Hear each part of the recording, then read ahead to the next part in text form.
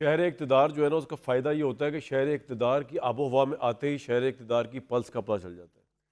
مسئلہ یہ ہے کہ یہ جو مسودہ ہمارے سامنے آیا 50 سکے ہوں 60 ہوں 100 آپ 1000 بھی کر لیں سب فارغ ہے، ان میں سے کوئی ایک بھی پاس نہ ہونا کسی کو کوئی مسئلہ نہیں، اور شہر اقتدار میں تو کوئی مسئلہ نہیں ہے۔ شہر اقتدار کو مسئلہ ہوگا اگر ایک شک جو ہے وہ پاس نہ کی جائے، اور یہ سارا ڈرافٹ جو ہے اس کی بنیاد اور اس کی روح جو ہے جو بھی ان کو لانا چاہ رہے ہیں حکومت ہے جو بھی ہے جو شہر اقتدار ہے وہ ایک پوائنٹ ہی ہے، اور وہ ہے کنسٹیٹیوٹ عدالت جو بنائی جا رہی ہے، جو قانونی انٹرپریٹیشن کرے گی، سیاسی معاملات کی انٹرپریٹیشن کرے گی، جو ترامیم کو دیکھے گی، ہر طرح کی لیجسلیشن کے اوپر اس کا سے ہوگا۔ سپریم کورٹ سے وہ اختیار لے کر ایک اسپیشل کورٹ جس کا نام رکھا گیا ایک آئینی عدالت کو دے دیا جائے، یہ اصل پوائنٹ ہے۔ باقی سارے پوائنٹ مولانا کے بھی مان لیے جائیں، مولانا کہنا یہ بھی نکال دیں یہ بھی نکال دیں یہ بھی نکال دیں، میرے خیال سے حکومت اور شہر اقتدار سب ایگری کر جائیں گے اس کے اوپر، لیکن یہ ایک بنیادی پوائنٹ ہے۔ لیکن مسئلہ اب اس میں اندر یہ جا کے آ گیا کہ اس میں دو بہت بڑے چیلنجز ہیں۔ پہلا چیلنج ہے اس کو پاس کروانے کا، اور اس میں ابھی تک کی رپورٹ تک تو مولانا کھڑے ہوئے ہیں چٹان کی طرح، لیکن یہاں پہ چٹانیں پھسلتے بھی دیر نہیں لگتی۔ بہت بڑے بڑے یہاں پر پاور بروکرز ہیں پالیٹکس کے اندر جو ایسی ڈیل کر لیتے ہیں کہ آپ حیران رہ جاتے ہیں۔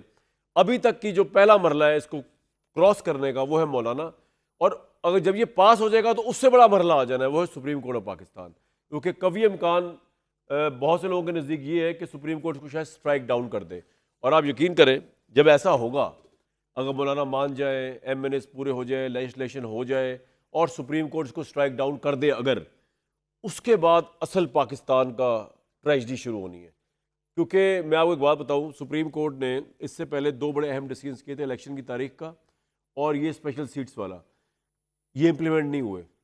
ابھی اگر سپریم کورٹ اس کو اسٹرائک ڈاؤن کر بھی دے اور اس کے برخلاف حکومت امپلیمنٹ نہ کرے اس ڈیسیژن کو، پرائم منسٹر جو ہے نوٹیفیکیشن نکال دے اسپیشل کورٹ کا کہ جی ہم نے ترمیم پاس کر لی ہے، دین واٹ؟ تو یہ ایک بڑا خطرناک اس وقت روڈ کے اوپر پاکستان چل رہا ہے۔ یہ ترمیم نہیں ہے صرف، یہ ایک بڑا خطرناک ہورائزن ہے۔ یہ ہو جائے تب اس کے مسئلے مسائل ہے، یہ نہ ہو تب اس کی تباہی بربادی ہے، یہ اسٹرائک ڈاؤن ہو جائے تو اس سے بڑا عذاب ہے۔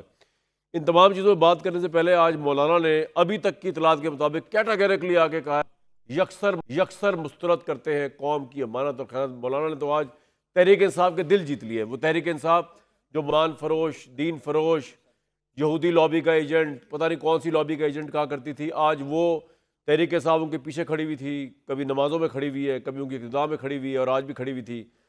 کیا کہا مولانا، سن لیں ذرا۔ دیکھیے اس وقت تو ہم نے ان کا مسودہ مکمل مسترد کر دیا ہے، بلکہ وہ تو اب یہ بھی کہنے کے لیے کہ ہمارا تو کوئی مسودہ ہے ہی نہیں، تو پھر جو پرووائڈ کیا گیا وہ کیا تھا؟ کسی کو پرووائڈ کیا گیا، کسی کو نہیں کیا گیا، یہ کیا کھیل تھا؟ لیکن جو کچھ بھی ہمارے حوالے ہوا اور ہم نے جو اس کا مطالعہ کیا ہے، تو اس کے مطالعہ کرنے سے ہمیں کسی لحاظ سے بھی وہ قابل قبول نہیں بنا۔ یہ قوم اور ملک کی امانت میں اس سے بڑی خیانت اور نہیں ہو سکتی تھی اگر ہم اس پر ساتھ تھے۔ کسی بھی لحاظ سے قابل قبول نہیں۔